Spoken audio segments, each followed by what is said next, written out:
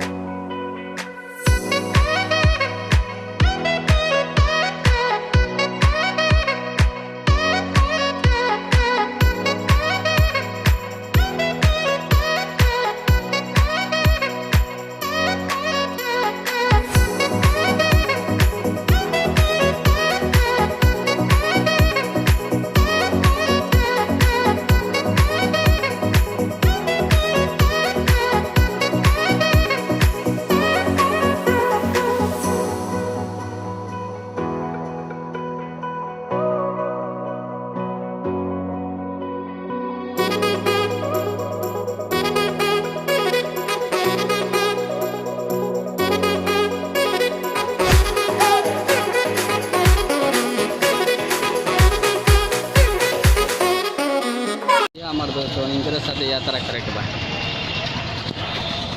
देख ली अब सेल्फी लेवे के चक्कर में पड़ गई बड़न। यात्रा करिए सिवान तक ले, सिवान से नई दिल्ली तक और यात्रा खातिर हम सब इंतजार करते हैं ट्रेन के। हम लोग सिवान पहुँच चुके हैं, हम सिवान के अंदर चल रहे हैं, हम लोग को दिखाएंगे।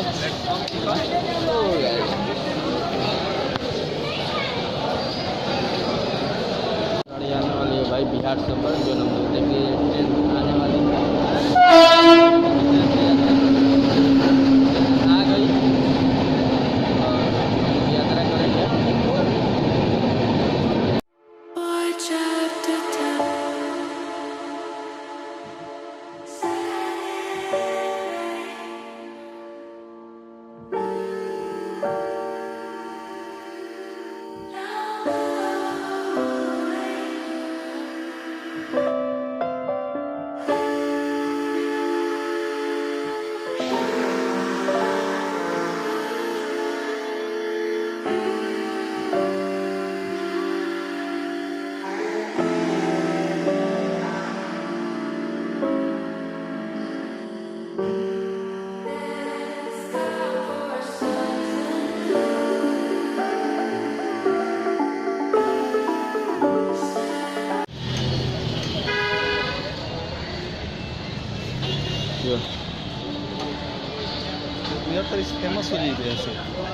तो भाई लोग हम दिल्ली पहुंच चुकल बनी नई दिल्ली स्टेशन के पीछे वानी।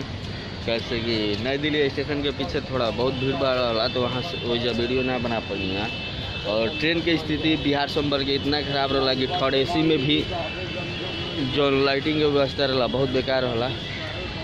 और देखी नई दिल्ली स्टेशन के जो बत्ती लौकता वो नई दिल्ली स्टेशन के पीछे का है और नई दिल्ली स्टेशन भी लिखल बा जना के लाइटिंग व्यवस्था बा। और स्टेशन के बाहर हम तो वहाँ RPF के द्वारा खड़ा नहीं रह दे, लेकिन बाहर निकल के वीडियो बनाते। और थर्ड AC में बिहार संपर्क के इतना स्थिति खराब बा कि उसमें वीडियो बनावल बहुत बेकार बा। ठीक बा तो और यही जो हम वीडियो को ब्लॉग समाप्त करते।